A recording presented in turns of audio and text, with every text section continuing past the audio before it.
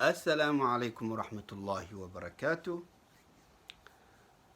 daawadayaal kusoo dhawaada janalkayga emras. waxaa si sharaf leh lagaga codsanayaa haddii aad ku cusub tahay janalkayga emras inaad subscribe saarto, aadna asxaabtaada u gudbiso, aad u qaybiso si ay uga faa'iidaystaan barnaamijyada aan halkan soo dhigno. maanta waxaan rabaa inaan ka hadlo hooyooyinka Soomaaliyeed ee ku sugan qurbaha.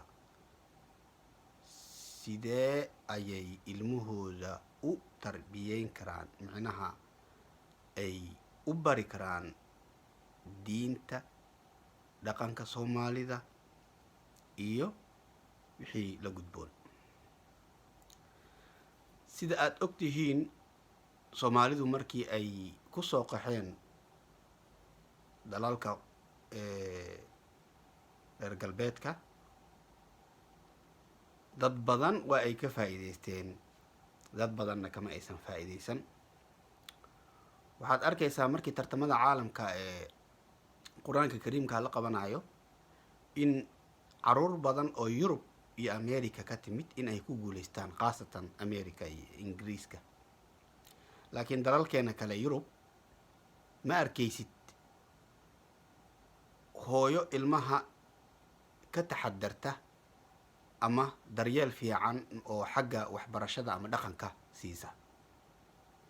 hadday jiraanna waa ay yaryihiin. waxa ugu daran ee maanta ay dalalka aan usoo qaxna ay hooyooyinkooda dhibaatada ku haysa ay tahay aabbayaashii uu haddana dayacay. haddii aynu nahay ragga Soomaaliyeed ee ku sugan qurbaha, badanaa kama fakarno caruurtii aynu ku dhalnay qurbaha, sababta oo ah subaxii odaygii shaquu aadayaa, 3 ama 4 soo dhammaynaya. hooyadiina sidoo kale subaxii shaqay aadaysaa, 4 ama 3 soo dhammaynaysaa.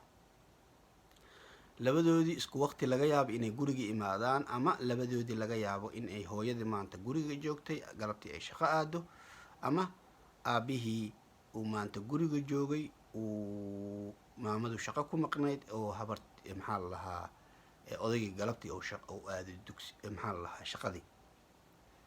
marka ilmahaaga waxaa rabtaa inaad qur-aanka barto, ma bari kartaa? haa, waa bari kartaa. hooyooyin badan oo waxaa jira ilmahooda qur-aanku bartay, xifdiyey, oo Yurub ku nool. sidee ay ku dhacday? subaxii cunuga markii iskuulka loo qaado ama daagiska meesha caruurta lagu haayo, waxyaalo aanan dhaqankeena ahayn ayaa la baraa. hala baro, laakiin adi maxaa kula gudboon oo lagaaga baahan yahay? masalan cunugii 3 soo dhameeyey iskuulkiisa daagiska, wuxuu guriga loo soo waday. halka saac oo aad salaada tukanaysid oo maxaa la dhahaa aad cunuga cunno siinaysid oo waxyaalahaas markii laga gudbo, intuu cuntada cunaayo u diyaari kitaabkiisa, waxyaalihiisa wax ku akhrisan lahaa usii diyaari. maskaxdii maanta lagu soo shubay waxaa loo baahan yahay adiga inaad guriga kaga tirtirto. wixii wanaag ah waa goonigooda, laakiin wixii kaloo xun waa inaad guriga kaga tirtaa. sidee ugu tiri kartaa? waxaad kaga tiri kartaa maanta markii lagu soo akriyo waxyaalo kale, adigane guriga la fadhiiso. iska daa mobeylkaad ku mashquulaysid, iska daa aroosyadaad aadaysid, iska daa meelaha kale ad aadaysid. aabbaha iyo hooyaduba waxaa loo baahan yahay wada jirsi in ay caruurtoodu wax ugu qabtaan, ay caruurtoodu ay fiiriyaan. ha fiirinin waa layga qaadan doonaa caruurta iyo saan waaye iyo problem iyo waxaas ha fiirin. sida wanaagga ah ay dhibaatana aysan ku imaanayn, caruurtaada qur-aanka ku bari kartaa. aad dhaqanka markii guriga la yimaadaba af Soomaali in lagu hadlo, markii guriga lagu yimaadaba in lagu hadlo maxaa la dhahaa dhaqanka aad bartaan oo tusisaan. laakiin haddii hooyadu xagga ay taleefon la fadhiisato, aabuhuna xagga uu taleefon la fadhiisto, ilmihiina xagga taleefon ay maxaa la lahaa iPad ay la fadhiistaan, oo Tom and Jerry ay maanta dhan fiirsanayaan, goormee wax baraysaa? goormees wax baranayaan? maalin walbo 8 saacadood markuu xag ku maqan yahay 8 saacadood kala soo hartay si fiican ii dhegeyso 8 saacadood wuxuu ku maqan yahay daagiska intuu daagiska ku maqan yahay adiga aabbaha ahay waxaa ku maqan tahay shaqo maadaama ku maqan tahay isku waqti ayaa laga yaabaa inaad guriga imaadaan guriga markaa imaadaan waxaad qaadanaysaan 8 saacadood ee kale waxaad ka qaadanaysaan 2 saacadood oo nasasho iyo cunto ah si fiican ii dhegeysa 2 saacadood oo nasasho iyo cunto ah aad ka qaadanaysaan iyo xilligii salaada haddii la joogo salaadiina tukanaysaan 2 saacadood markaad dhamaysataan kadib taleefonna iska xira iPadna ka xira caruurta waxaa siinaysaan 2 saacadood oo waxbarasho ah 2 saacadood oo waxbarasho ah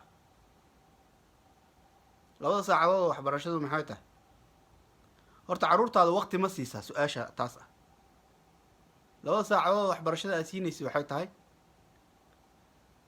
1 saac haddii adigu haddii aad qur-aanka xafidsan tahay ama aad dugsi geyso horta taasi waa gooni waa arrinta loo baahan yahay haddaysan ahayn macallimiinta badanaa hadda waxaa meelahan laga qabsadaa sky b aa laga baraa macallimiinta dalkii joogta ayaa waxay bartaa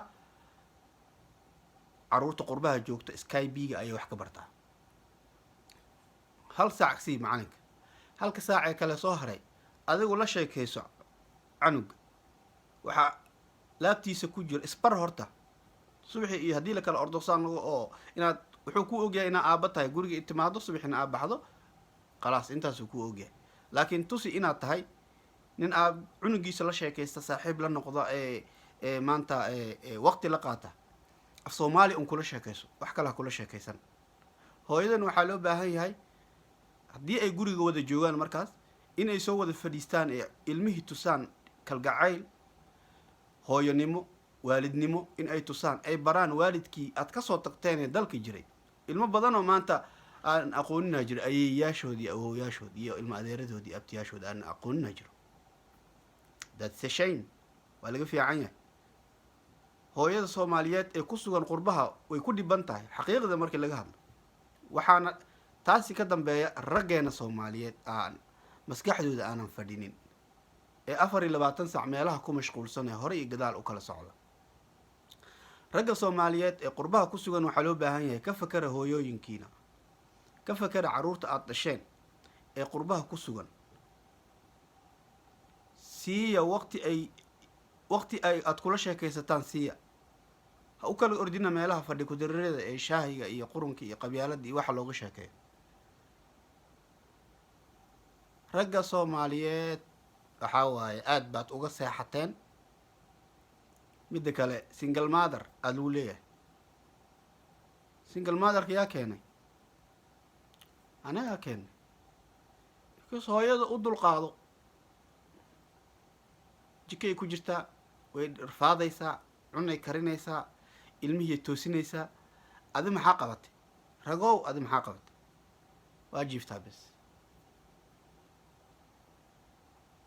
meeshay ka dadaalayso ka dadaal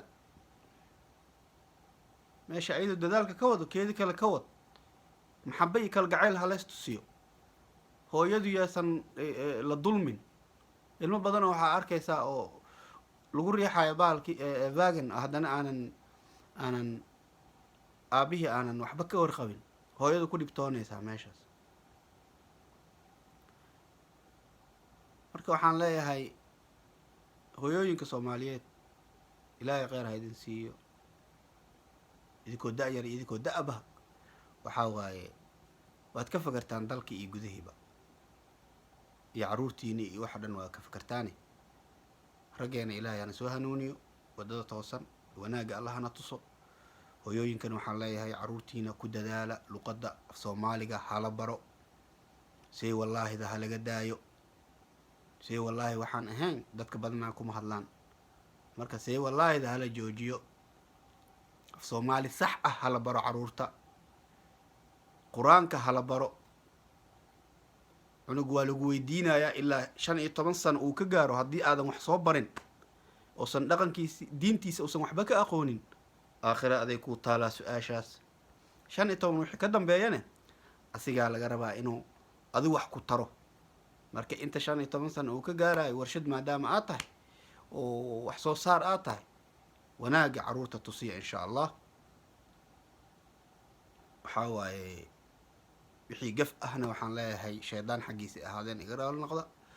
wixii aan saxayna waxaa waaye allah iwaafajiyey. marka waxaan leeyahay wassalaamu calaykum waraxmat ullaahi wabarakaatu. soomaali weyn meel walba joogtaan.